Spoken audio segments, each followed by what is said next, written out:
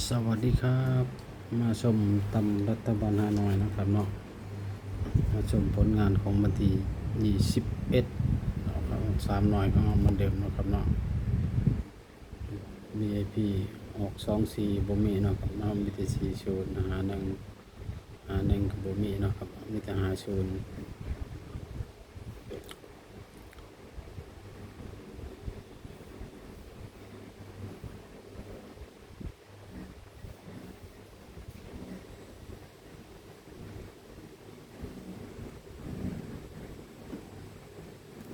เขียน2เทื่อเนาะ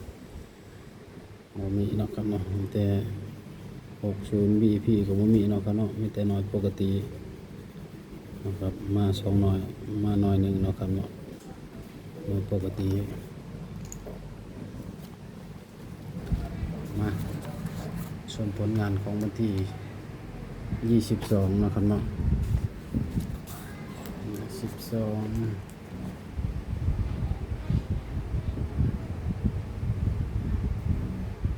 6 5 7 8 9 0 1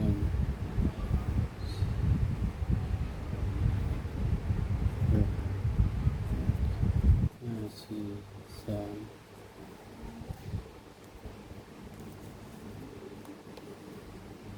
ตัวเดิมเนาะครับเนาะมา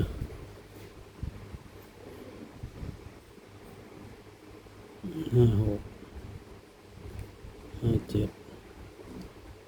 58นี่58เนาะครับเนาะ57 58 59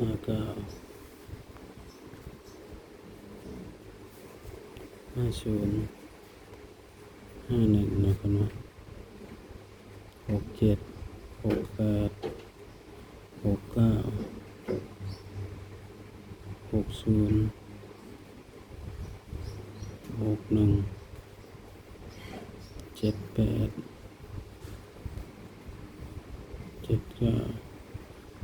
70 71เดี๋ยวขอเลยแป๊บหนึง89 80 81 90 91 01เนาะครับเนาะ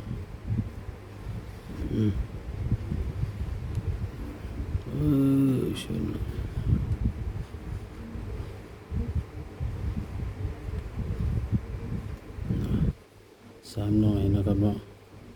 น้อยพิเศษน้อยปกติน้อย VIP นะครับเนาะ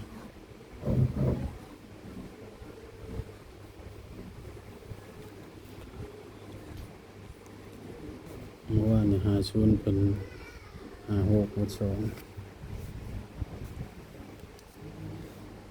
มาฟังคำเตือนกันเนาะครับเนาะคำเตือนสูตรนี้เข้าไม่ดุดสร้างคลิปมาเพื่อความบันเทิงบ่ได้สนับสนุนในเด่นการพนันนะครับเนาะทางช่องเป็นเพียงสื่อกลางแนวทางเนาะครับเนาะบ่ได้สนับสนุนในเด่นการพนันเนาะครับเนาะสร้างคลิปมาเพื่อความบันเทิงพิจารณาให้ดีก่อนนำไปใช้เนาะถ้าผิดพลาดประการใดขอโทษขออภัยเด้อครับฝากชมคลิปให้จบแน่เนาะครับเนาะบ่ได้สะสมชั่วโมงคลิปนี้ก็จบไว้ส่ำนี้เนาะครับเนาะสวัสดีครับ